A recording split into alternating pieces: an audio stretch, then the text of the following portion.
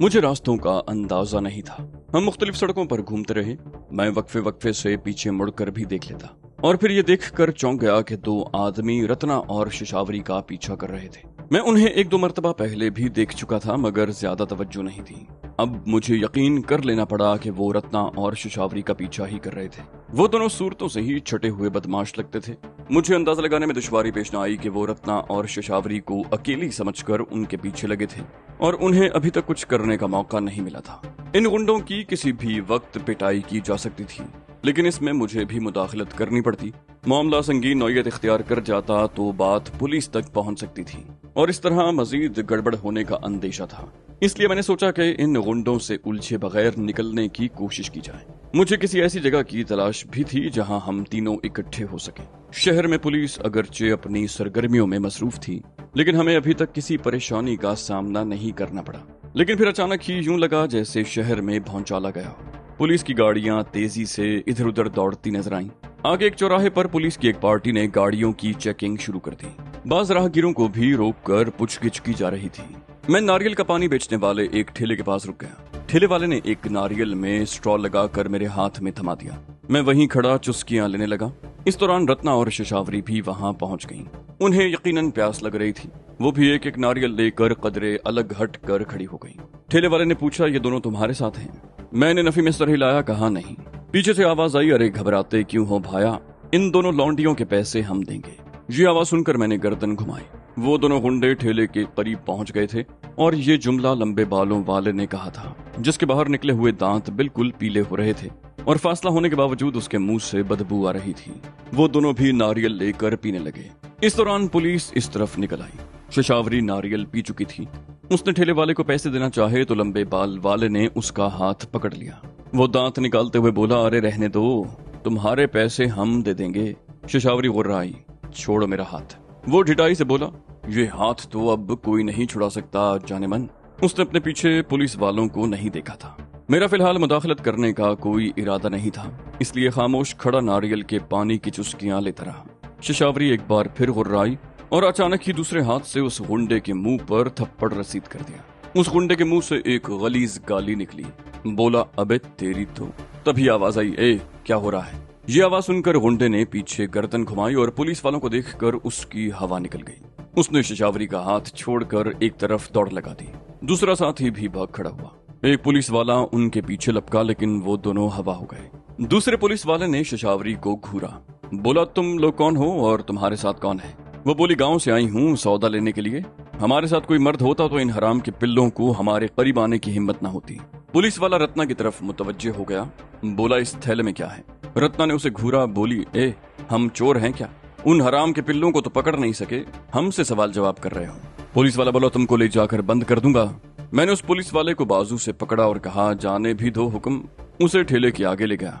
कहा, एक तो तुम उन गुंडों को नहीं पकड़ सके जो इनके साथ ज्यादती की कोशिश कर रहे थे, ऊपर से इन बेचारी औरतों को धमका रहे हो। पुलिस वाले ने घूर कर मेरी तरफ देखा। वो शायद मेरे लहजे से मरूब हो गया था। सर झटक कर रह गया। मैंने कहा, वैसे ये मामला है क्या हवलदार? एकदम पुलिस की भाग दौड़ क्यों मच गई है? पुलिस वाले ने कहा, आतंकवादी घुस आए हैं इस शहर में। फिर उसने जो इंकशाफ किया वो खासा सनसनीखेज था। उस पुलिस वाले के कहने के मुताबिक सार्स्का से फरार होने वाले दहशतगर्द जंगल में घुस गए थे। पुलिस की एक पार्टी भी उनके ताकुब में थी। दूसरे रोज पुलिस पार्टी और दहशतगर्दों का आमना सामना हो गया। दहशतगर्दों ने, जिनमें एक मर्द और दो औरतें शामिल थीं, किसी तरह तीनों पुलिस वालों पर काबू पा लिया। उन्होंने पुलिस वालों को बेहोश करके उनकी वर्दियां पहन ली और उनकी जीप पर फरार हो गए। वो तीनों पुलिस वाले आज सुबह किसी न किसी तरह जंगल से निकलने में कामयाब हो गए।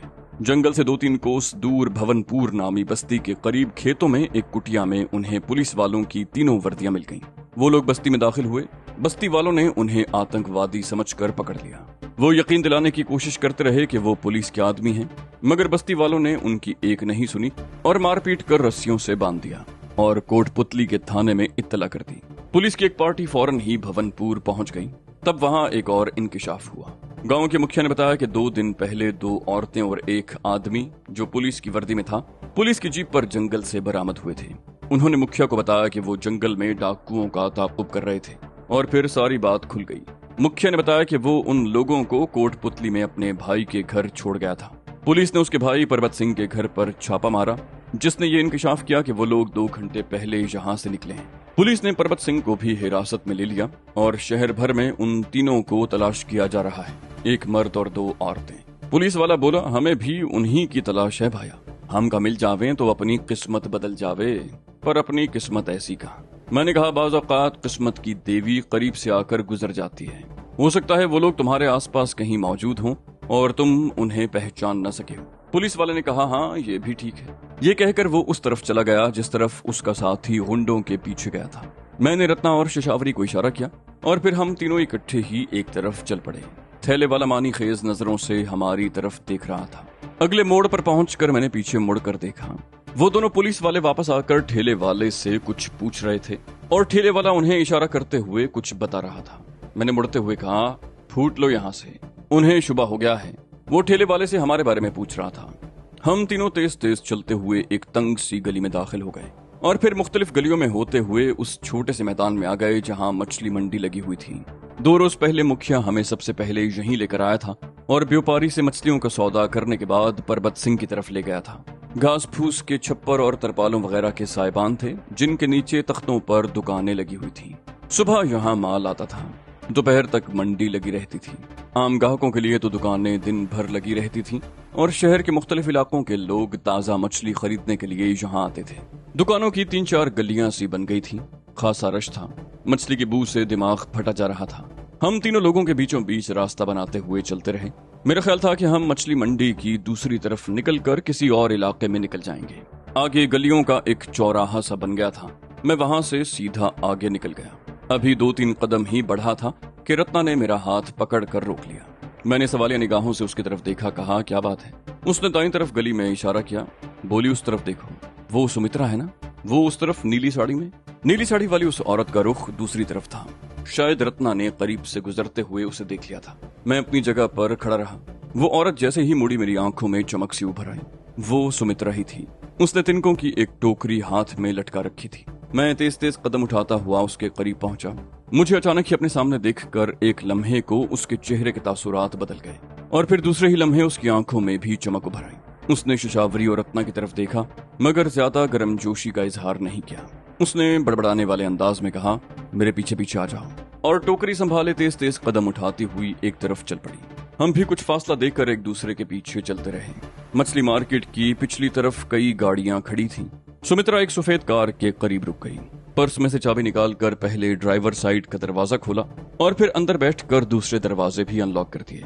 रत्ना और शशावरी पिछली सीट पर बैठ गईं और मैं आगे पैसेंजर सीट पर। सुमित्रा ने इंजन स्टार्ट किया और कार हरकत में आ गई। वो बोली, 2 दिन पहले ये इत्तला पहुंची थी कि पाकिस्तानी दहशतगर्द पहले जयपुर और फिर सारस्का से फरार होकर जंगल में दाखिल हो चुका है। उसके साथ 2 औरतें भी हैं। पहले तो ये बताया गया कि एक औरत तो उसकी साथी है और दूसरी महकमा सयाहत की गाइड भी, जिसे यरगमाल बना लिया गया है।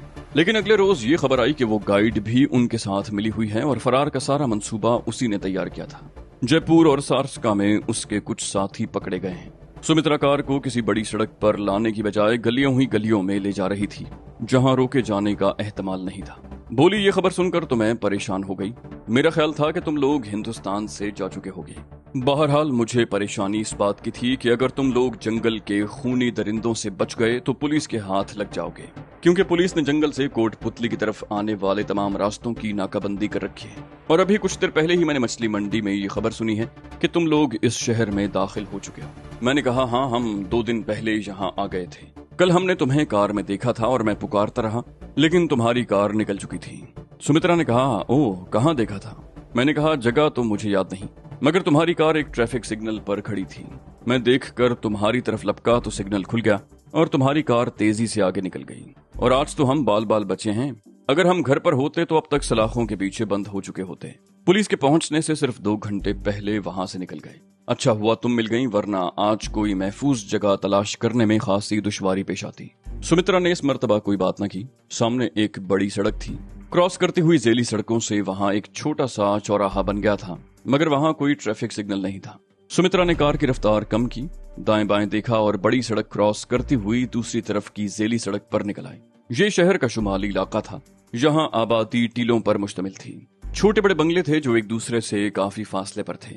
सब्जा भी खासा था और कद्दावर दरख्तों की भी बहुतात थी। सुमित्रा ने कार एक तंग सी सड़क पर मोड़ ली और फिर उसे एक टीले पर जाने वाले रास्ते पर घुमा दिया। टीले पर वो बंगला ज्यादा बड़ा नहीं था। सुमित्रा ने गेट के सामने कार रोकी, नीचे उतरकर गेट खोला और फिर कार को अंदर ले गई और दोबारा नीचे उतरकर गेट बंद करने चली गई। इस दौरान हम कार से उतर चुके थे। सुमित्रा गेट बंद करके वापस हुई तो उसके होंठों पर मुस्कुराहट थी। उसने रत्ना की तरफ बढ़ते हुए दोनों बाहें फैला दी। वो दोनों बड़े पुरजोश अंदाज में मिली। ये बंगला 2 बेडरूम, एक लाउंज और ड्राइंग रूम पर मुश्तमिल था। तमाम कमरे आरास्ता थे और जरूरत का हर सामान मौजूद था। हम लाउंज में आकर बैठ गए। सुमित्रा बोली, मैं चाय बनाकर ले आऊं, फिर इत्मीनान से बातें करेंगे। उसने तिनकों वाली टोकरी में से मछली निकालकर फ्रिज में रखी। तकरीबन 15 मिनट के बाद वो चाय बनाकर ले आई और फिर बातों का सिलसिला शुरू हो गया। वो बोली, मुझे मकराना वाले हंगामे का तो इल्म है, अखबार में पढ़ा था, उसके बाद कोई बात मालूम नहीं। मेरा ख्याल था कि तुम लोग हिंदुस्तान से निकल चुके हो, लेकिन तुम लोगों को अपने पास देखकर मुझे कितनी हैरत, कितनी खुशी हो रही है, इसका अंदाजा तुम नहीं लगा सकते। सबसे ज्यादा खुशी इस बात की है कि बेला को तुम लोगों ने तिगनी का नाच नचा दिया है। बहरहाल मैं मकराना के बाद के हालात सुनना चाहती हूँ। उसके बाद तुम लोग कहाँ गायब हो गए? मैंने कहा, हम किसी न किसी तरह जयपुर पहुंचने में कामयाब हो गए थे, जहां शशावरी से हमारी मुलाकात हो गई। फिर मैं उसे अब तक के वाकयात बताने लगा। आखिर में कहा, तुम जानती हो रत्ना ने मेरा किस तरह साथ दिया था, और फिर शशावरी अगर जयपुर में हमें इसके यहाँ पनाह न मिलती तो हमारे लिए बहुत सी परेशानियां पैदा हो सकती थी। हमारी वजह से ये भी अपनी जान को खतरे में डाले हुए है। बहरहाल हमें तुम्हारी याद भी आती रही। मैं और रत्ना अक्सर तुम्हारा जिक्र करते रहते थे। मुझे ये भी अंदेशा रहा कि तुम कहीं बेला के हत्थे न चढ़ गई हो। सुमित्रा ने मुस्कुराते हुए कहा, एक मर्तबा ऐसा हुआ था। ये तुम लोगों के माउंट अबू से फरार के तकरीबन 2 हफ्ते के बाद की बात है। बेला मेरे घर, मेरा मतलब है उस बंगले में पहुंच गई थी जहां तुम लोग मुझे छोड़कर आए थे। मैंने कहा, ओ फिर क्या हुआ? उसने कहा, वो 2 घंटों तक मुझसे सवाल जवाब करती रही। मैं कौन हूँ, क्या करती हूँ, मेरे साथ और कौन है, मेरे अखराजात कहाँ से पूरे होते हैं। मैंने साफ साफ कह दिया कि बेवा हूँ, तवाइफ हूँ, मगर बाजार में नहीं बैठती, ग्राहकों को बंगले में ले आती हूँ, वही मेरा खर्च पूरा करते हैं। वो बंगले के बारे में पूछती रही। मैंने कह दिया कि मुझसे पहले यहाँ एक और बेवा रहती थी जो हफ्ता पहले जोधपुर चली गई। बंगले के मालिक से अभी मेरा आमना सामना नहीं हुआ। पहली तारीखों पर किराया लेने आएगा तो मुझे भी पता चल जाएगा कि मालिक कौन है। फिर उसने घूम फिर कर बंगले का मुआयना किया, दीवारों और फर्श को ठोंक बजाकर भी देखा। उसे शायद शुबा था कि इस बंगले का पंडित भेरू वाले बंगले से जेरे जमीन कोई नाता हो सकता है। उसने भेरू वाले बंगले के बारे में भी बहुत सवाल किए, लेकिन मैं इनकार करती रही। मुझे नहीं पता कि वहाँ कौन लोग रहते हैं। सुमित्रा एक बार फिर खामोश हो गई। फिर बोली, मुझे शुबा था कि उसको मुझ पर शक हो गया है। मैंने भेरू के बंगले से निकाली जाने वाली रकम और जेवरात तहखाने में छुपा रखे थे। मुझे शुबा था कि बेला ने मेरे बंगले की निगरानी भी शुरू करवा दी है। चुनाचे मैंने ऐसी हरकतें शुरू कर दी जो मुझे नहीं करनी चाहिए थी। मैं रोजाना शाम को बन सवर कर शहर के बारौनक और महंगे इलाकों में निकल जाती। बड़े होटलों और क्लबों में ऐसे लोगों की कमी नहीं जिनकी मुझे तलाश रहती। दौलतमंद बूढ़ों को मैं फांस कर बंगले पर ले आती, उनकी जेबों से कुछ न कुछ रकम निकलवा लेती। बेला ने ऐसे 2-3 आदमी पकड़कर पूछगिछ भी की। वो इसके अलावा कुछ न बता सके कि वो अपनी रकम गंवा कर आ जाते हैं। इस दौरान मेरी मुलाकात रूप सुहाय नामी एक शख्स से हो गई। 60 से ऊपर और बहुत दौलतमंद आदमी। जयपुर में बड़ी लंबी चौड़ी प्रॉपर्टी है। यहाँ कोटपुतली के निवाह में उसकी जमीनें हैं जहाँ मिर्चें काश्त करता है। देखने में उसकी सेहत काबिल रश्क है। उसे पहली मर्तबा मैंने 2 साल पहले पंडित भेरू के मंदिर में देखा था। उस रोज मैंने उसे एक बड़े होटल में देखा। वो हस्बे मामूल सैरो तफरीक के लिए माउंट अबू आया हुआ था। उस वक्त उसके साथ एक अधेड़ उम्र औरत भी थी। मैं भी बेतकल्लुफी से उस मेज पर बैठ गई।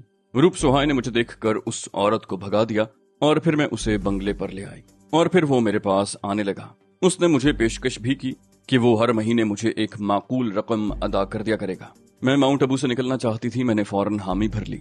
इसकी वजह यह भी थी कि बेला ने पंडित भेरू वाले बंगले में खुदाई शुरू करवा दी थी। उसे अगरचे पंडित भेरू के खजाने की तलाश थी, लेकिन मुझे अंदेशा था कि अगर खुदाई के दौरान वो सुरंग दरियाफ्त हो गई तो मेरी भी खैर नहीं।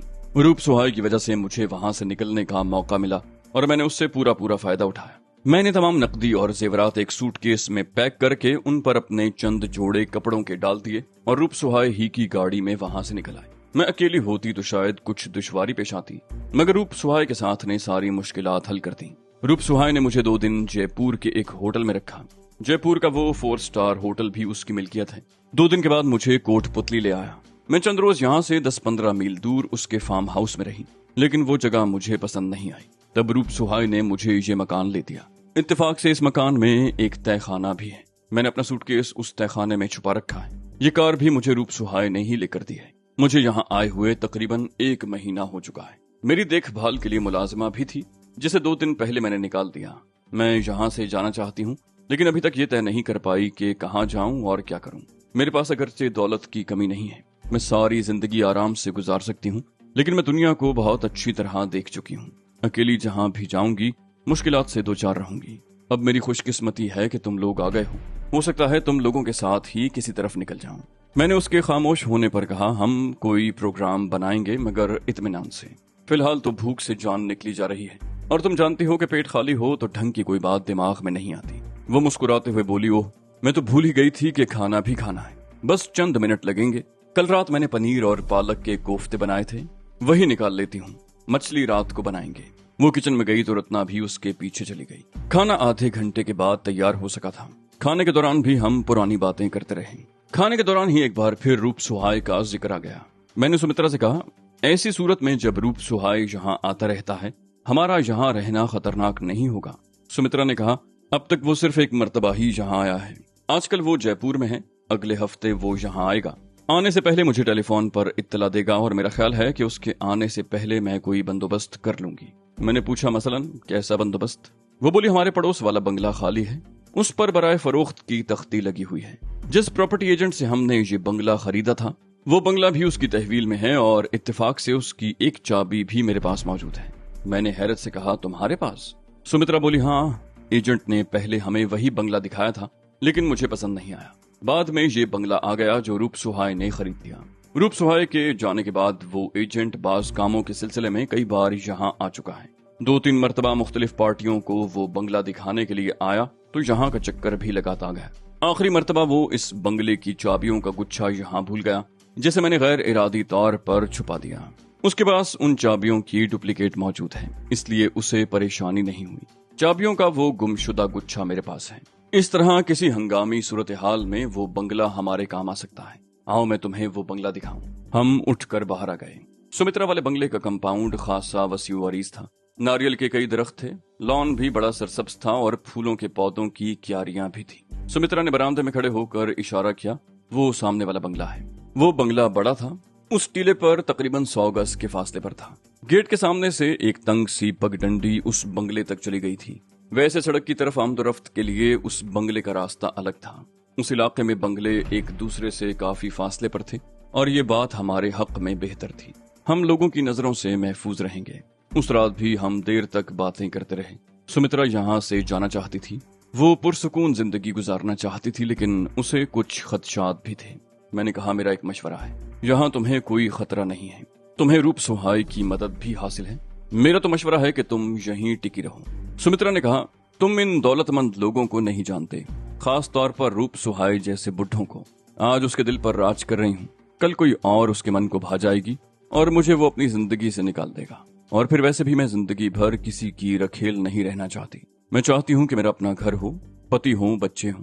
मैं अपना माजी भूल जाना चाहती हूँ। माउंट आबू मेरी जिंदगी का स्याह तरीन बाब है। वहाँ जो कुछ भी हुआ तुम जानते हो।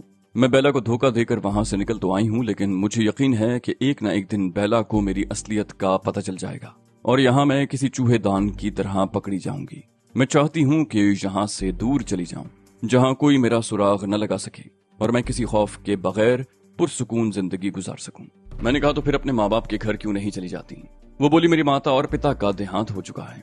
2 भाई हैं जिनमें पिताजी की जायदाद पर मुकदमेबाजी हो रही है। दोनों ही बेइंतहा लालची और खुदगरज हैं। वो दोनों मुझे अपनाने पर तैयार तो हो जाएंगे, लेकिन मेरी दौलत हथियाने के बाद मुझे धक्के देकर निकाल देंगे। मैं वहां नहीं जाना चाहती, तुम लोग मुझे अपने साथ ले चलो। मैं पंजाब में किसी जगह अपना ठिकाना बना लूंगी। मैंने कहा, ठीक है, इसके लिए कोई प्लानिंग करनी पड़ेगी। हमें सुमित्रा के पास रहते हुए 3-4 दिन गुजर गए। हम तो उस बंगले के कंपाउंड तक ही महदूद रहे। अलबत्ता सुमित्रा आजादी से बाहर आती जाती रही। इस तरह हमें बाहर के हालात की खबर भी मिलती रही। हमारी तलाश का सिलसिला कुछ ठंडा पड़ गया।